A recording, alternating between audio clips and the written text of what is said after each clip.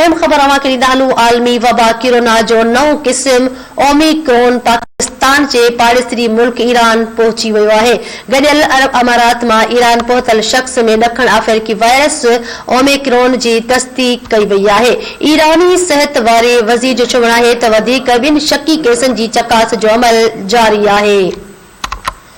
अहम ख़बर अवां खे ॾियो पिया आलमी वबा कोरोना जो नओं क़िस्म ओमिक्रॉन पाकिस्तान जे पाड़ेसरी मुल्क ईरान में पहुची वियो आहे। गॾियल अरब अमारात मां ईरान में पहुतल शख़्स में ॾखण अफ्रीकी वायरस ओमिक्रॉन जी तस्दीक कई वई आहे। ईरानी सिहत वारे वज़ीर जो चवणु आहे त वधीक ॿिनि शकी केसनि जी चकास जो अमल जारी आहे।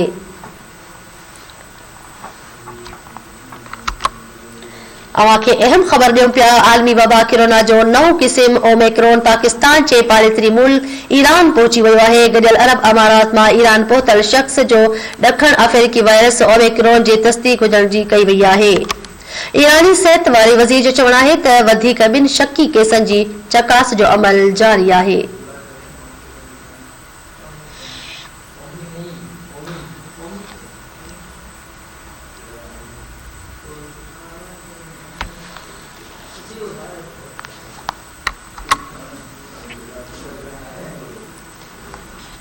अहम ख़बर अवां खे ॾियो पिया आलमी वबा कोरोना जो नओं क़िस्म ओमिक्रॉन पाकिस्तान जे पाड़ेसरी मुल्क ईरान पहुची वियो आहे।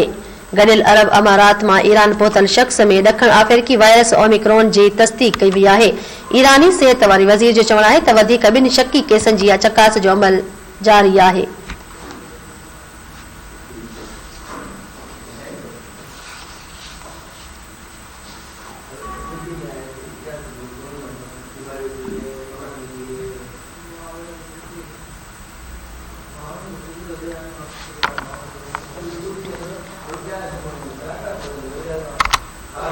नाज़रीन अहम ख़बर अवां खे ॾियूं पिया आलमी वबा कोरोना जो नओं क़िस्म ओमिक्रॉन पाकिस्तान जे पाड़ेसरी मुल्क ईरान पहुची वियो आहे।